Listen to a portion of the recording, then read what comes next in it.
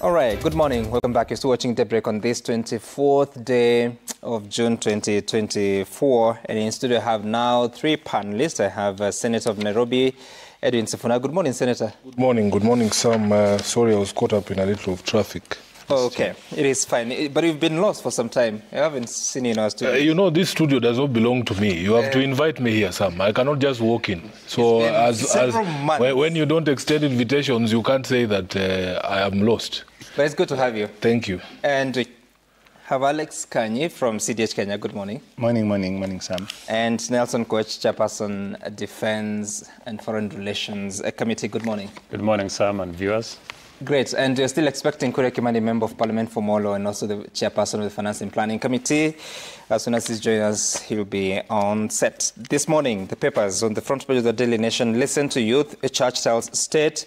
But also on this standard, you'll see the revolt continues as MPs gather to debate the finance bill tomorrow. Kenyans have reiterated their stand that they object punitive taxes. Yesterday, they made their point in churches and other worship places.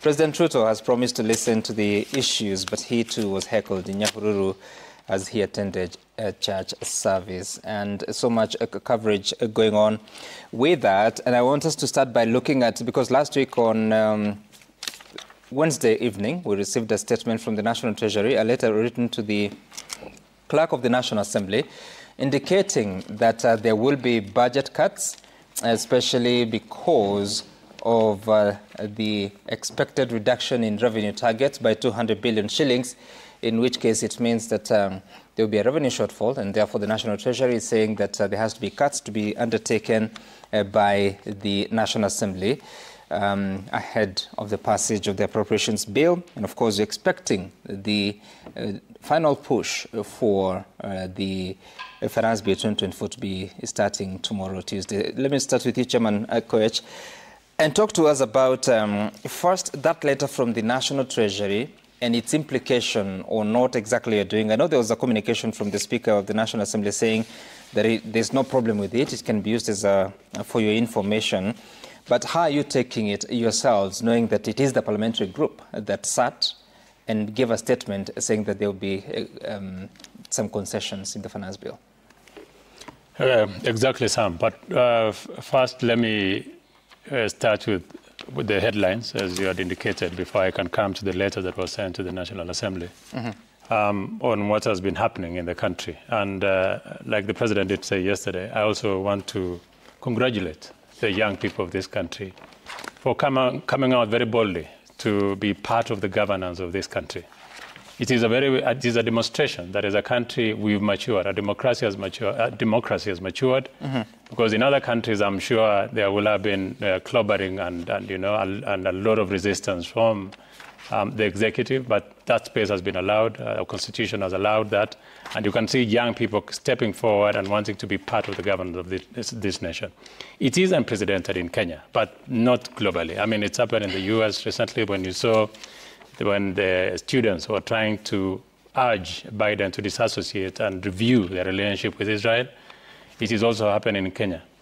I also want to use the same opportunity to extend our sincere apologies from we, the legislators, particularly the political class, to the young people of this country for not having involved them enough in the governance of this country. We believed that as politicians we are adequate.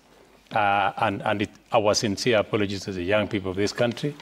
And like the President said, we as members of Parliament are ready to listen to the young people. And we will get to that, Honorable Koech.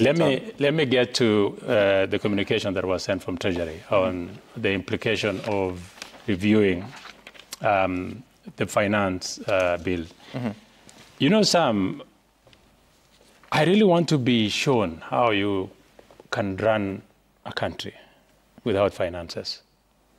And that is where we are as a country. What Treasury does is to send us proposals to Parliament. Parliament then, in its own motion, will trigger so many activities, which include public participation, to listen to the public on how they want the government to draw financing of the budget. Part of that is what was undertaken, okay? This noises that came then triggered so many things. And part of it is that Treasury is saying, okay, fine. If you people are saying that we will not resource adequately, and you want us to have a cut, then this is the implication. It was an advisory that was sent to process to the National Assembly, right. And it has indicated areas where we are likely to lose money, which includes the Executive Office of the President, which is going to lose about 451 million. JSS, employment of teachers, which we had factored in, we are going to lose it. Basic education also is going to suffer about 3.4 million Kenya shillings. The National Treasury, 12 billion. State Department of Roads, 15 million. State Department of Digital Economy, 6.7 million. And this rationalization then is huge. So I think the Treasury was trying to demonstrate to Parliament that this is exactly what is going to happen. This is a situation that we are presented with in an event that we are going to go into these cuts that is being... So is it for the National Treasury to be advising you at that stage? It is a consultative process. A finance bill and resource of our budget is a consultative process. We must agree where do we get the money from. That's what I'm asking. Yes. Because already have endorsed a report of the Budget and Appropriations Committee. You have passed a Division of Revenue bill. It's now an act.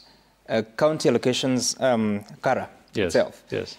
And now you're at the tail end of this process. Then you've already taken it to the public participation. Then the National Treasury comes and tells you, cut this before you pass the appropriations bill. Is that procedural?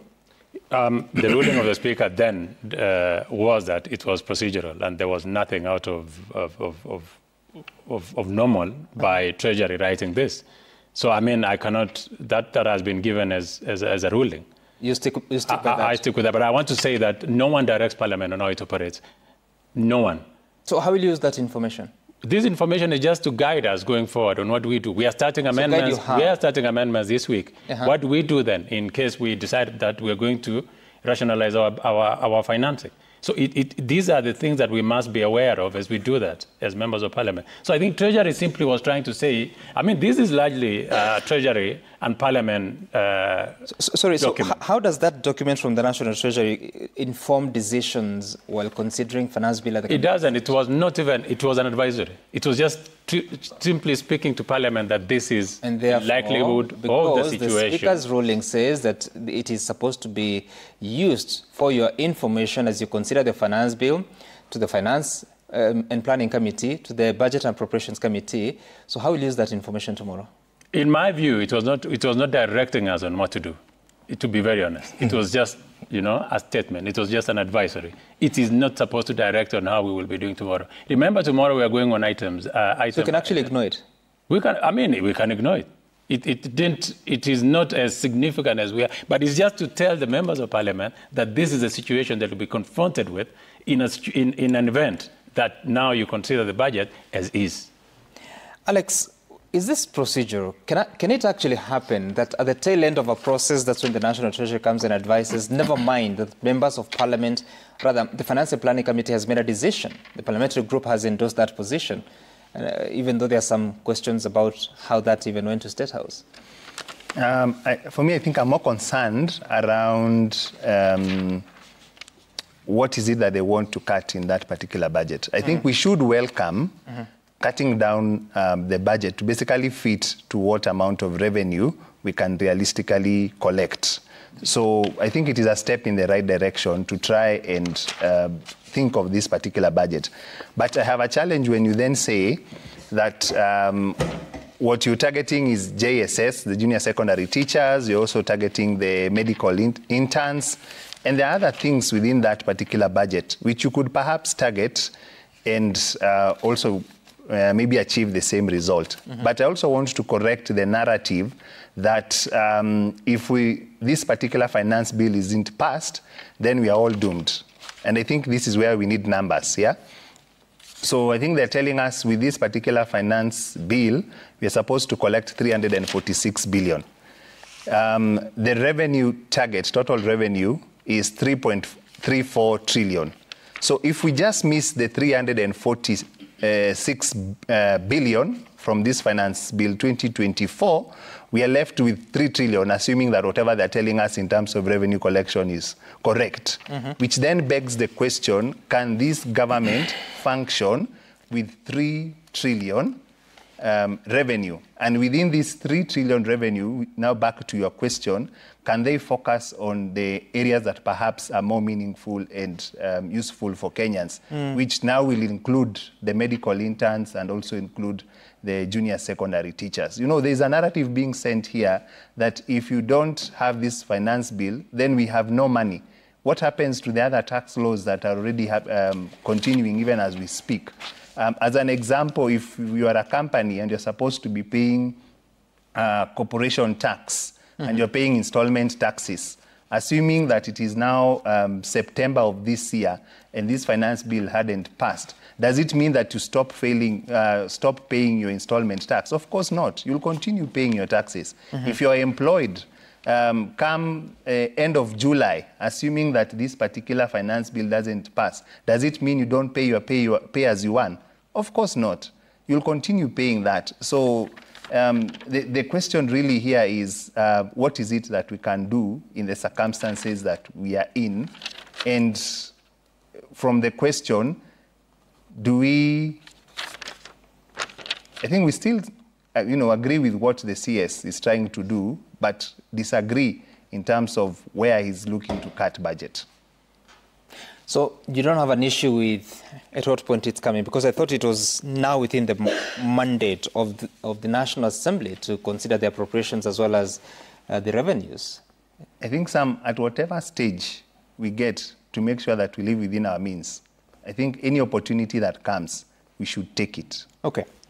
Senator, what's your take on this? Because a lot of things have been moving from the procedure to the areas that are being targeted to Parliament now having to work with the document as an advisory.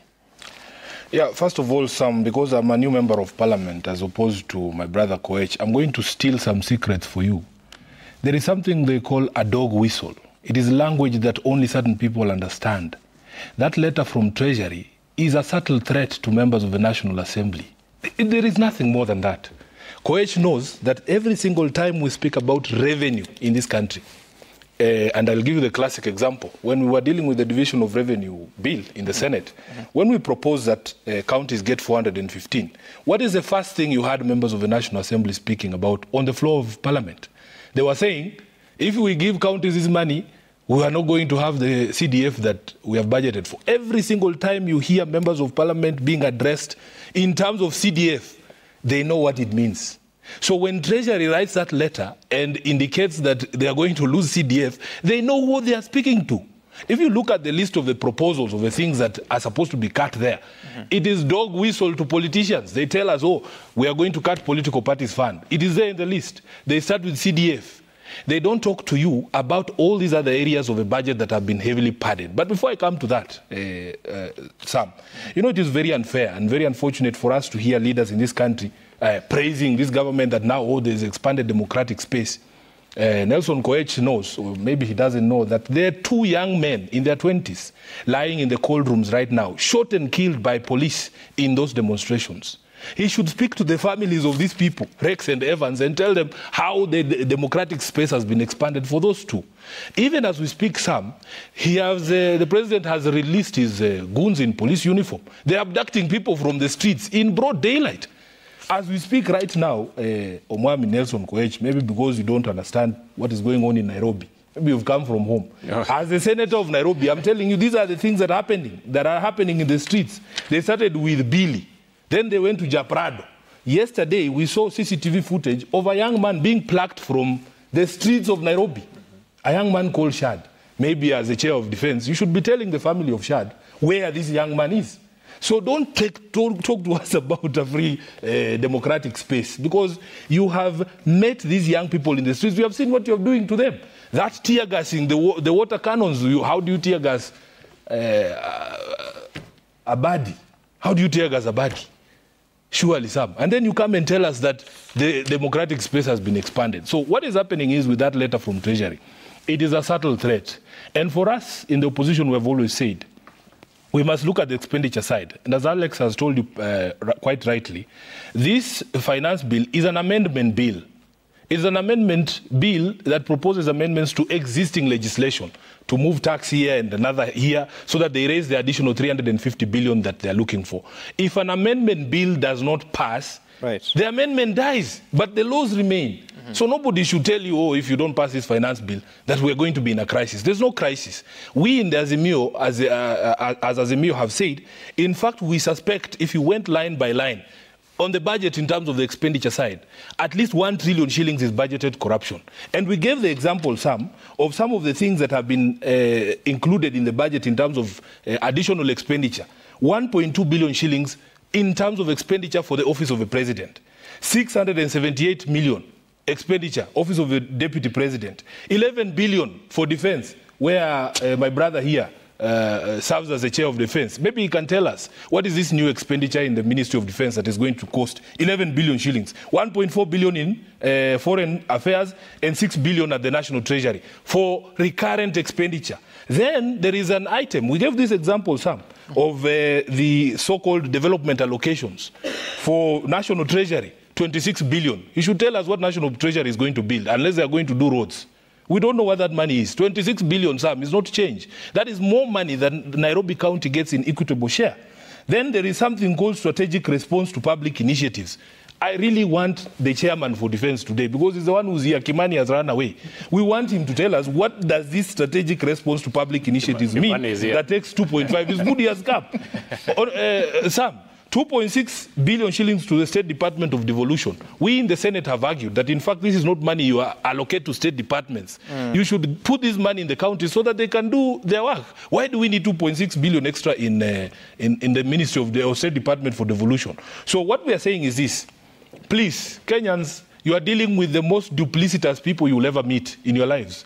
Don't take these praises that are being sung by Honorable Koech and the others are so on the podium for truth. These are the biggest hypocrites you'll ever meet in your lives. They are lying to you. And they have now had a change of heart.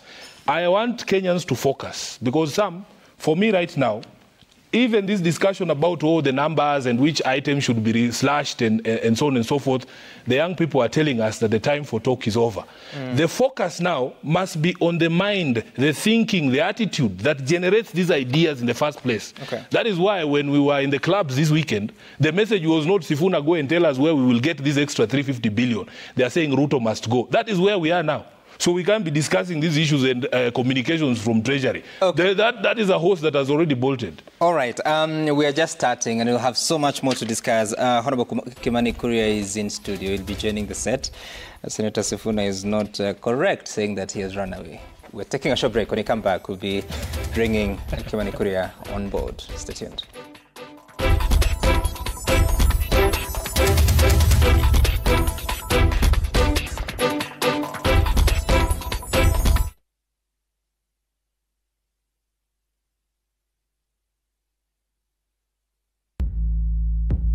Only eco-friendly manufacturing using eco-chemicals, less energy and less water. Only superior trims and finishes like nickel-free hardware and reinforced seams. Only super stretch technology for the perfect fit. The only denim to choose.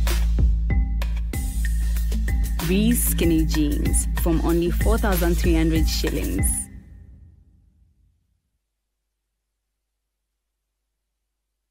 A prominent chief with a scandalous family faces an unexpected turn of events.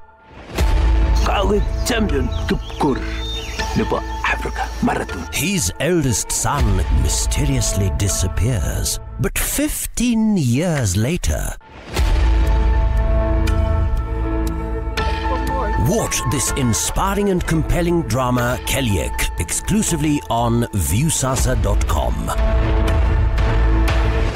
Dial *487*1# or visit viewsasa.com to renew your subscription.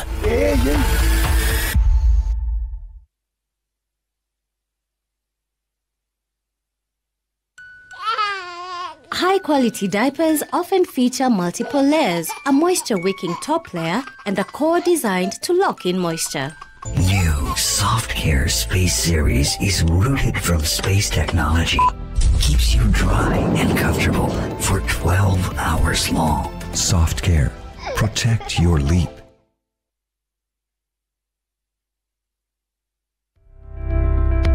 Decide whether you prefer scented or unscented detergents. Some people enjoy the fresh fragrance left on their clothes after washing, while others prefer a fragrance-free option.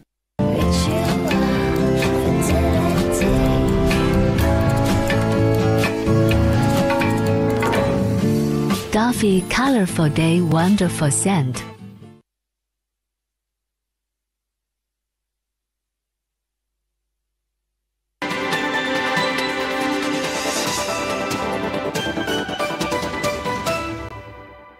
If it doesn't pass, the appropriations bill which is being passed next week to be passed through this, using these amendments and reductions. And I've told you, Seth, from where I sit as the chairman of budget, this letter made my heart sing. Basically, Treasury is just trying to say we have to have a new budget by 1st July. If we have to have a budget by 1st July. All right, that is Chairman of the Budget and Appropriations Committee, Dinde Nyoro. And now joining us is the Chairperson of the Finance and Planning Committee, Kure Kimani. Good morning. Good morning, Sam. Good morning, SG of DM. Good morning, Ernest. Good morning, Chair of Defense. All right. And we had just started the conversation. We were still wondering what to do with the National Treasury letter to the National Assembly. And of course, the Speaker spoke about it. But in your opinion, how should you use that document when it comes to considering the amendments tomorrow? And what is that impact in your assessment? You know, Sam, our PFM Act demonstrates how the budget should be made by the National Assembly. And considering that the National Assembly is a budget-making house of the Republic of Kenya, and in the consequential rulings, and specifically the rulings by Justice Majanja on the challenging of the finance bill, I think of 2029 that was challenged by Okiya Mutata, mentions that when the budget is being presented, there must be the expenditure side and there must be the supply side. Where now, when you are presenting that this is a proposed estimate, you must recommend how those estimates are supposed to be funded. And we have three sources of revenue for funding our expenditures, which are the A&A, ordinary revenue, and debt. When you look at A&A is what you pay for the user pay services for government, when you apply for a new ID, when you go to visit a park, and all those other services. And then on ordinary revenue, is both the current tax measures in addition to the additional tax measures, because you see, most of the time the budget is incremental. So the budget that we have this year is higher compared to what you had last year, is higher to what you compared the other year. And so without the change of either the A&A and the ordinary revenue, then the other option would be to increase national debt. And looking at national debt, there is already a rider on how much you can increase the national debt. Because a few years ago, we had a limit to the national debt in terms of nominal terms. And the last time I think I checked, we were at 9 trillion shillings. However, there has been a new change of law to make debt, the percentage of debt as a percentage of GDP in present, in nominal terms, compounded to present value terms. Consequently meaning that if you do not change the expenditures, then the only other element you have there to increase is either increase A&A, and A&A again is what already passed, because A&A will be passed through regulations, which by that process, the regulations have been passed, then would be now to increase national debt. And therefore, I think Treasury are rightfully in their place, because what we then opt to do is reduce the expenditure side. And the expenditure side, what National Treasury was proposing is, this is what you propose to the National Assembly as the additional tax measures to finance these additional expenditures over and above the budget for last year. Because assuming that ordinary revenue would grow between 10 and 13% in a normal year. Right. So where the budget grows by more than that 10%, that would mean that you need additional tax measures to fund the extra expenditures as proposed in the estimates. And therefore, what national government is saying, what National Treasury is saying, that's fine. You may not agree with our additional proposed tax measures, but then in the event that you don't agree with them, then you need to cut your expenditures. And the reason why... Where should that decision lie? Who should propose that? Is it the House itself, because the bill is within your power now, or is it an instruction from the National Treasury? Sam, it is not an instruction, because even that instruction, that letter is not binding to the National Assembly by itself. It is just an advisory to the National Assembly, because remember, all these proposals are generated by the National Treasury. So it is the National Treasury that proposes to the National Assembly. It is the National Treasury that proposes to the National Assembly and says, this is where I would like to spend our expenditures on. Then the National Assembly goes through a robust exercise through the departmental committees and says, on energy, this is why we want to spend money on electricity. The department, the departmental committee on water says this, the departmental committee on defense says this, and then they aggregate those figures, and that's what comes to the estimates. And as long as there is a rider that the estimates that are presented to the National Assembly, even with the changes made, they don't exceed the ceilings. So they're saying, fine, we are okay with you not agreeing with these proposals, but you need to propose where those amendments are going to come from, because at the end of the day, now, even if now National Assembly, for example, bulldoze its power, because National Assembly is a budget-making house, and pass those amendments as they are, then anybody who can challenge that decision in court will actually have a very easy day in court. Because they would say, therefore, you did pass these expenditures, but you did not put measures on where those expenditures will be funded from. Okay. And remember, if it is not ordinary revenue, then it has to be either A&A, which is, again, you have to go through regulations, or it is through debt. And debt has another rider because... So do you think you have sufficient time? Because you're just about... Today is 24th, so you have 6 days to the end of the financial year, and you have sittings up to the end of Thursday. Do you have sufficient time to pass the appropriations bill and the finance bill and put all that into consideration? That is why we're working around the clock. Like, I think I left the office yesterday at 1 a.m. trying to look at all these proposals and make sure that all the mathematics balance up. And Sam... What proposals are you looking at? Once the finance bill went into second reading on Thursday, yep. And then since the Speaker gave a ruling, but by 1 p.m. on Thursday, that was the last time for members to file their own amendments. Right. And members are on their own right to recommend amendments to the finance bill. And therefore now between that time and this morning, like when I leave here this morning, we are meeting now all those members that have the amendments through what we call the winnowing process. Winnowing process is, we're saying, Honorable Junet, these are the proposals that you made. This is the financial implication that they raised. This is what the committee feels. In fact, most of the amendments, actually, we have so far received 26 amendments by different members of Parliament. And out of not 26 amendments, we have received amendments from 26 members of Parliament, and each of them is amending at least 6 clauses, which is a total of at least 130 amendments. So out of 100 of those 30 amendments, we are costing them. But interestingly, though, most of those amendments have also been carried on in our report. So, in fact, most of the communication we're making today is you made this amendment, but you have already taken that amendment in the committee, in the report of the Finance and National Planning. But maybe, Sam, one of the discussions we need to have before this ruling by Justice Majanja through Okiya Mutata and versus National Assembly, I think in 2019, was we will pass the appropriations and then finance bill will be passed later. Sometimes the finance bill will be passed sometime in July and later, after we've seen what the real expenditures are. Because remember, even on the expenditure side, there's nothing that stops a member of Parliament from rising in their, from writing to the Speaker and proposing amendments to the appropriations. Okay. Because even the entire budget is not passed by this is the whole budget. It is the monies are supplied vote by vote. All right. All right. Senator, does that satisfy your issues? No, it doesn't. And I have to disclose here that we will be having a PG, one of the proposals that we have made to our members of parliament, because we are listening to people. There will be no amendments being proposed by members of the minority. Because what Kenyans are saying is that we must reject this bill in totality. There will be no amending something that is clearly an affront to Kenyans. So while he grapples with those amendments, if there have been any amendments but proposed by members of the minority, we are going to be proposing that they drop those amendments and let this government carry its own skunk.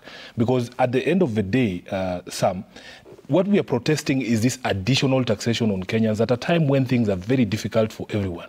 So all these stories that the chairman is telling us, as I told you, right now we are not in the mood to hear these stories. Because the time for this has passed. You see, this budget-making process began in the beginning of the year. Chairman has had opportunity to sit with Kenyans from all across the country, from various industry leaders, from all those economic experts and the others, and they've told them that the economic outlook does not support any additional taxation. So what we need to agree is that for us, really in the minority, we are going to heed the call by Kenyans to reject this bill in total. So let's see what amendments they are proposing, but at the end of the day, you cannot polish a turd, as they say. If it is bad, it is bad. There is nothing you're going to introduce in the bill that is going to make us support it. It is not possible to reject that bill in totality because it is possible. Gone beyond second reading. It is possible. I don't know about the standing orders in the National Assembly, but the standing orders in the Senate provide that you can withdraw a bill at any stage. It is there in our standing order. So maybe they have different ones, but I can read for you the standing orders in the Senate that at any stage of the deliberation of a bill, the owner of the bill can withdraw it. Don't let them lie to you. Before I allow Chairman, let me just say that we have to stick into the substance of this debate. Honorable Sifuna is being very populist in his remarks. In fact, listening to Sifuna, you'll think, I have had the grace to have been in last parliament. The opposition in last parliament literally partnered with the government of the day to increase taxes. They voted. BBI was a huge expenditure to this country. Sifuna was still in this country at that time. He did not oppose it. The budget of 2021-2022 was largely a product of the President Uhuru Kenyatta and Raila Odinga. He cannot run away from it now. Yeah, we are here now, okay? Nelson. So we are here now. No, but don't try and we are talking about the now. Try and ride on Generation Z's demonstrations and picketing on this finance bill to look like Azimio is a group of angels. Azimio members of parliament sit in budget committee. Azimio members of parliament are with us in parliament. Okay? So every process in parliament, they have been part of it. To run away from it now and say, you stay with your skunk is literally to run away from the situation at hand. We must confront it. We are leaders. Okay. And I really want to... Sam, can I just say one thing? Sam, I have to say one thing. I really want you to ask Sifuna, how then do we finance? Yes, I will tell you. Okay. So, Sam, can I just Sam, hold on. I'll get one word. Sam, hold on. It's a good thing. Is it possible to withdraw the bill at this stage? It is. We are speaking the same language, just that some people want to speak the state language and you're speaking the parliamentary language. Because as we speak, there is no voting about reject in the standing orders of the National Assembly. When a bill is proposed before the House, it becomes the property of the House. And this was done in April. When the bill was proposed before the House, there was nothing like the reject the bill or withdraw the bill in its entirety. Our procedures and our constitution, our standing order say every time a bill is proposed in the House, not just a government bill, including a private member's bill, it goes through public participation. And once it goes through public participation and the views of the public are heard, and we've had even court ruling jurisprudence where it's saying that public participation cannot be an exercise in futility. What the SG and Senator Sifuna is suggesting is exactly what the Committee of Finance and National Planning and what the National Assembly is doing. And what is that? When you say reject, we say that we don't want, say, motor tax. So rejecting that motor tax means deletion of that proposal in the bill that removes motor tax. However, there are several proposals, and I'm very happy to see Ernest here. Ernest is one of the gentlemen in this country who is very active in public participation. And I think for the last 6 years, what I served in the Finance and National Planning Committee has always come for public participation. There are several proposals that every stakeholder that came for that discussion said, we agree with this proposal. This is a great proposal. This is a great improvement. And for the ones that were contentious, like, for example, the motor tax, the VAT on bread, and all those others, there was a uniform messaging says you either rethink this or delete, which is what the Committee of Finance and National Planning is recommending to the National Assembly. So we're going to see tomorrow. And I think it's very, very important that Kenyans understand this process. There's going to be a vote on every clause in the entire bill. And I would be waiting to see how people will vote, for example, on the proposal to delete the proposed VAT on bread. Do you vote yes or do you vote no? Because as per the parliamentary procedure, that is what is going to happen. We are going to have a clause-by-clause vote on the entire bill. So if you reject the proposal, you stick with the original? What that essentially means is that what is proposed in the bill, yes, if for example, the bill is proposing to delete, say, ordinary bread now, as it is in proposal, is proposing to delete from the second schedule. If you reject that, it means it becomes standard rate. Okay, I'll get you. Let's allow Alex to have a say on this, because you say that you don't agree with where the National Treasury is proposing to cut. But there are several issues to be balanced. First, what it would mean to amend the Finance Bill of 2024 and the revenue shortfall that would come. But what can it do at this stage? Even if you're saying that you have to look at issues that will not affect Mwananchi directly, what can National Assembly do now? I think what Sifuna was trying to explain is that if they go to the vote, they have an option to say we don't want all the clauses, or we want some of the clauses. So that's an option. And like I mentioned earlier, we still have existing tax laws, which will enable the government to collect revenue. So it's not entirely true that once we miss this particular finance bill, then we are doomed. But I want to go next to the level in terms of public participation. It is true that I've participated in several of these finance bill making processes, and we've made comments to Mheshimiwa Kuria and together with the team. And I've also had a chance to look at the report from his committee, and I've also seen some of the things that we recommended that they adopted, and I've also seen some of the things that we asked for and they did not adopt. And I do not have a lot of confidence in terms of the final vote, and this is why. I think the last time was here in this studio, and to tie to what Sifuna was saying, yes, you may have 26 MPs who have now suggested some amendments, but what we saw in terms of voting last time is there was a paper going round, written yes for some of the amendments that perhaps were pro-government of the day, and others written no for amendments that were not pro-government. So with that kind of drive, you cannot be too sure that some of the amendments that have been proposed by the 26 MPs will carry the day. And finally, and this is to Honorable Kuria and the team, at what point does public participation stop? Does public participation only happen within the process that we have, which we enjoy and I think we like, and good job, Honorable Kuria, on that, because you are actually proactive in terms of calling us out to participate. What about the Gen Zs who are now on the streets? I think that is also public participation, and they also need to be heard. And I don't know, now that Mheshimiwa Kuria spent the whole night yesterday looking at proposals, what of this, what kind of paper are we going to see tomorrow, and does it go a step further from the report that the committee did to also consider what exactly the Gen Zs are also saying? Okay, he'll respond to that. But first, Senator, I want us to conclude on this topic so that we can go to the next one. Just two things, Sam. Number one, you see, Chairman is being very sly with how he's presenting the options and the choices that are going to be before Parliament. It might be my first time in Parliament, but I understand the standing orders.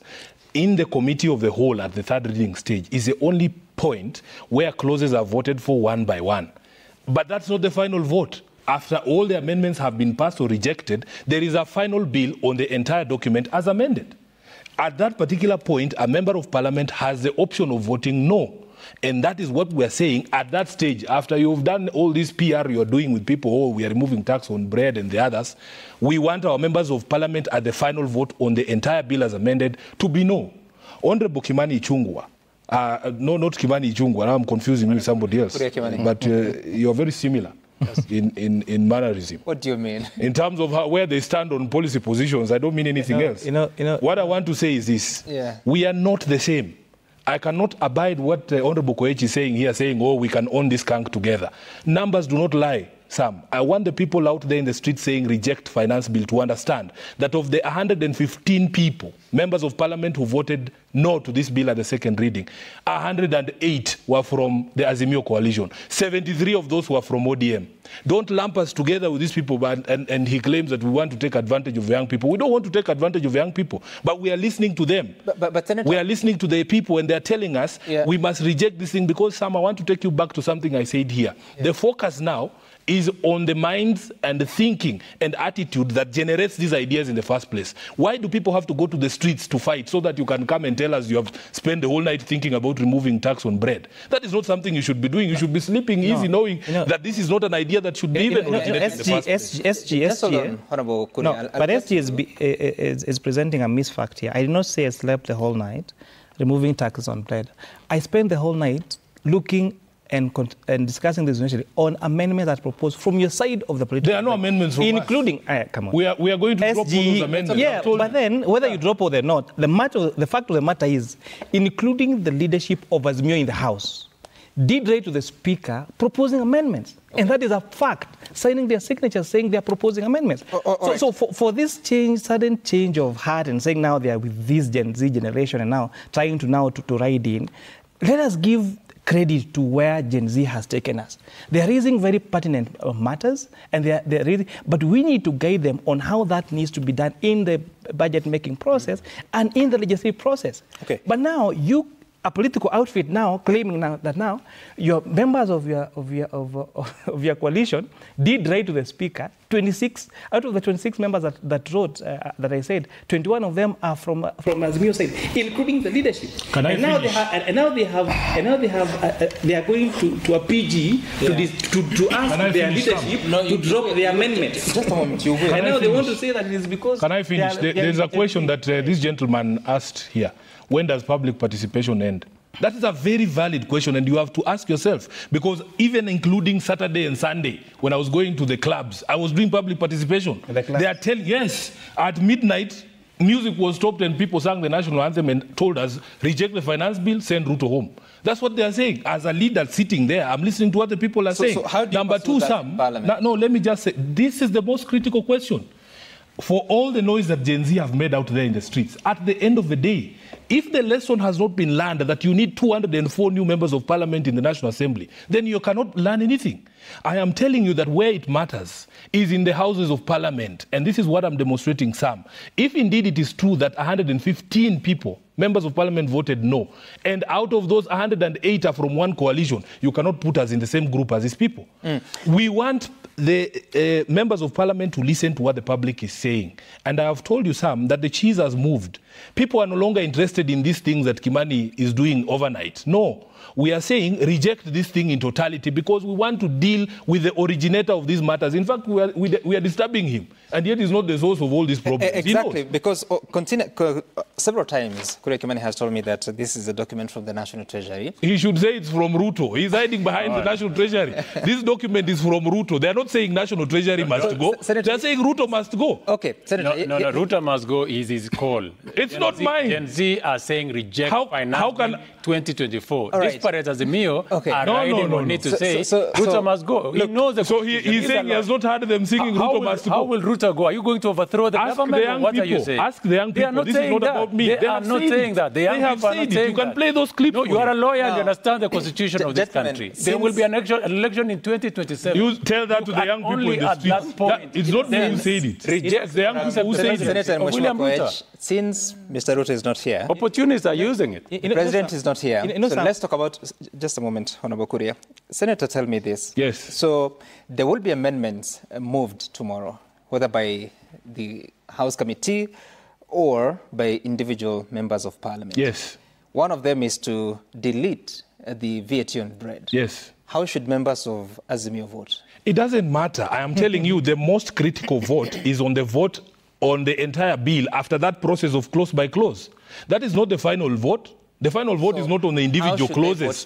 It doesn't matter because what we are saying is the final product. And I hear you. Whether we vote yes on the removal of that particular clause or not, I understand that. the final document. So it is actually not necessary for you to even vote on those clauses. I understand. Because our vote is no on the entire document. Final vote, yes. Which I think should be the third reading or something? Yes. But there will be amendments. You're saying that members of Azimio, just hold it as Senator, members of the Azimio should withdraw their proposed amendment. Yes. But there are proposed amendments from the Finance and Planning Committee. Yes. He will move them. Yes. How should they vote? They shouldn't even bother. At that particular stage, it doesn't matter. Let them carry that vote at the 204. It doesn't matter. What if there are not sufficient numbers? Because at the end of the day, the numbers that matter, the numbers that you should focus on, is 204, 115.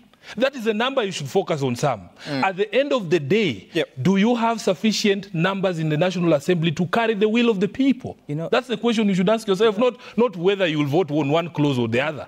You know, Sam, what is unfortunate is that the SG of ODM is sensationalizing this matter and is taking the discussion on the street to the floor of the House.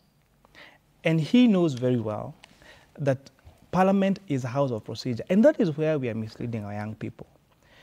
How we should guide the young people on the streets and the young people who have now deliberated and on their own, without any political coercion. It is not Azimio leading them, it is nobody leading them, by their own way have said that we want our voices heard in the way our country is being ran.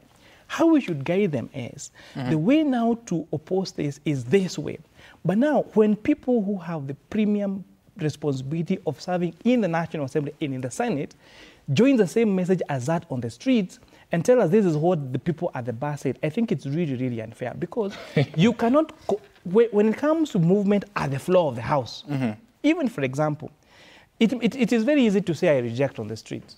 Try that at the floor of the House. We did it. You'll be told, the Speaker will tell you, quote the standing order in which you're standing on. And so you will understand that, are you standing on number 31? Are you standing on number 91? And we have had people, members of Parliament, the floor being told, no, that standing order is wrong. You cannot stand on that standing order to say that. And that is what we are saying. As we speak now, this matter is at the floor of the House. And therefore, the parliamentary procedures of the National Assembly and not on the Senate, because this being a money bill will not even go to the Senate, is a National Assembly bill, then the parliamentary procedures at the National Assembly will follow. And this is what they say. So what are those procedures? They say amend, you propose deletion, you propose amendment. That is what the standing orders of the National Assembly, where I sit for a second term. Okay. He's lying. And mean. I see what you're trying to do there, Honorable Kuria. He's lying. We carry on. He's trying to lie to the public. Alex, should we be looking for the quote-unquote, the original sin, the source of this thinking in the first place, or we should just move on? That's an interesting question, and I think I see where you're heading. And the reason why it is an interesting question is because with our Constitution, what we told our MPs and the power they have within the Constitution is to exercise oversight. That same oversight is repeated within our Public Finance Management Act. So it really doesn't matter on what side of the divide any of these MPs are. Because at the end of the day, you are representatives of the people, not representatives of your master. Correct. So if I were to ask is, for example, the Mheshimiwas that are here, what are people in your own constituency telling you about this particular finance bill? What have they told you? If they've told you it's a good piece of law and they want you to continue with it, that's fine. If they've told you to reject and you're a representative of the people, then do what is the needful. If you believe that passing it is the right way to go, also explain it to them and tell it, in a language that they understand. So at the end of the day, I think we should not be lost into, I belong to this party, I belong to that party. For us who are ordinary citizens, you all belong to us as a parliament. We want to hold you to account, as the Gen Zs are saying, and we want you to represent the people in that particular house. And coming to the Public Finance Act, even as they consider the bill towards the end, there are certain expectations. Let me see. Good. So while must be 39A of the Public Finance Management Act, is that the National Assembly shall consider and pass the finance bill with or without amendments in time for it to be presented for assent by the 30th of June. Yep. Any recommendations by the relevant committee, including Honorable Kuria's committee, should take account of the following things. Ensure that the total amount of revenue raised is consistent with the approved fiscal framework. Take into account principles of equity, certainty, and ease of collection. Consider the impact of the proposed changes on the composition of the tax revenue with reference to both direct and indirect tax. Consider domestic, regional, and international tax trends. Right. Consider the impact on development, investment, employment, and economic growth. Take into account the recommendations of the CS, Treasury, and finally take into account the taxation and other tariff arrangements and obligations that Kenya has ratified, including taxation and tariff arrangements in the EAC Treaty. So for us, even as they explain it in terms of passing it or not, they should anchor them along these particular principles. I'm assuming one side would be saying, we are looking at the growth of this country and the taxation that has been, and we perhaps believe that this taxation will be counterproductive in terms of not stimulating development, not stimulating production, and perhaps not providing the opportunities that the youth are looking for. But on the other side, you will also hear that we have all these obligations which we have to meet. At the end of the day, and this is where I started from, you are exercising this right on behalf of your guys in Parliament. What have they told you about it? And did you consult them? And consultation, Sammy, this is where I want it to get to the level where, for example, Honorable Kuria, when he was looking for his votes, I'm sure he perhaps visited how many homesteads? Many. And arranged how many barazas? Perhaps very many. Same to Honorable Memusi here, and same to Koech here, and also same to Sifuna here. So have they also gone to that level of trying to consult their constituents as to what to do with this particular finance bill? Right. I will leave it to them to respond, because at the end of the day, I don't know if we want the people represented. They'll be chased out of that place. At least Senator tells us he had them say what they said last night. Yes. I don't know which night. The two previous nights, Saturday and Sunday. Okay. Let me say something about... maybe a quick one so that we can listen to some... Do you have any direct response to what he's asking of what your constituents? No, I want to refer to what... My constituents are okay with it. I have explained to my constituents. I don't run away with the finance bill. I've explained. We will even go further and explain to the young people of this country why we have done what we are doing and why we are making certain amendments to accommodate their views. That is, and I really like, there's a memorandum that is going around. I don't know if it is legit, that ostensibly has been generated by Gen Zs. That is, I'm told they are saying it's fake, but that is a direction. Honorable Sifuna and team to say that they will not introduce amendment in Parliament is running away from it. It's a very populist remark. He's running away from a situation. They do not want to confront it, but as leaders, we must be bold enough to explain to the people of this country and the young people of this country why, as leaders, we are doing something. We'll continue with that. Any word on what constituents are saying? One of the things they've done, and especially after our phone numbers were shared on social media the other day, our phones have been ringing like non-stop. And I've taken my time the whole of Wednesday, my lunch break on Wednesday and Thursday, to respond to all those calls. And someone will call and say, okay, fine, we want you to reject the finance bill. And I ask them, why do you want us to reject the finance bill? Because they have punitive taxes. And then ask, what punitive taxes are there in the bill that you would want us to reject? And some of them have been, we have had a very conducive engagement saying, no, we have said that you are, many of them told me you're introducing taxes, or taxes are being introduced on cancer patients. And I'm taking time to explain to them there is nothing in this bill that is introducing taxes to cancer patients. On Thursday, most of the calls, I think because there's a document that's created on Wednesday, most of the calls were on that there's taxation that's being included on land. And they were saying that if you have leased land, then you have to pay, I think, some tax on it. And if you don't pay, that land will revert back to government. And I actually told them there is nothing like that says in the bill. And they asked him, Mheshimiwa, are you sure? And I said, of course, I am sure. I have read the bill cover to cover, clause by clause. I know it like the back of my hand.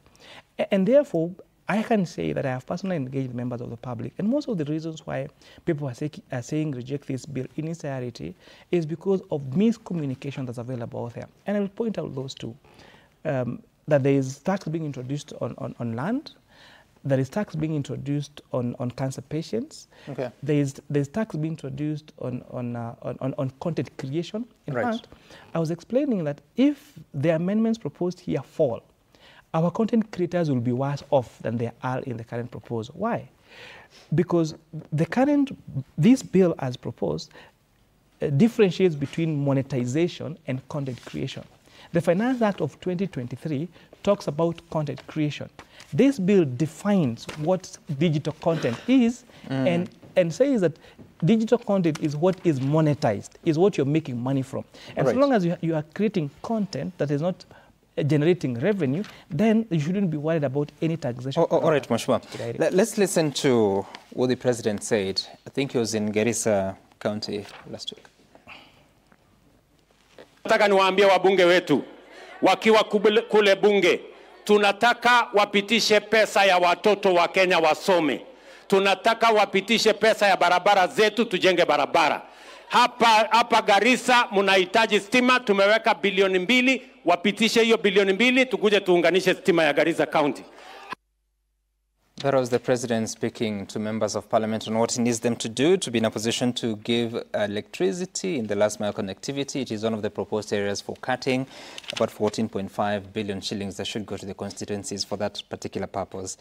Now, the Kenyans also speaking online and want us to look at that at Citizen TV Kenya. At Sam Gituku is the handles to use. The hashtag is Citizen Daybreak.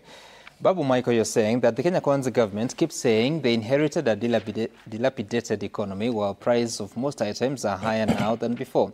The song about public debt isn't real, but a scapegoat, because when asked to give details about this debt, they just fumble around.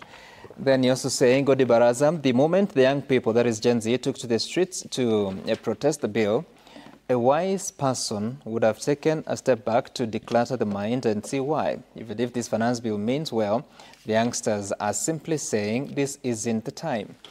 Someone else, Bob Otieno, you're saying that listening to Kuria Kimani, Kinley, I have understood it well, the dangers of total rejection of the Finance Bill 2024 and why it can't be rejected. Honorable Lillian Sioi, this is your colleague in the House. Majority of our citizens might not know the importance of tough measures the government is taking now, but when things will align in the near future and all will be well, that's when we will appreciate what this administration did. Is there a time that all will be well? And we'll look at possibilities of answers for that. And finally, ask Korea, why is affordable housing levy used in buying bonds? Was this the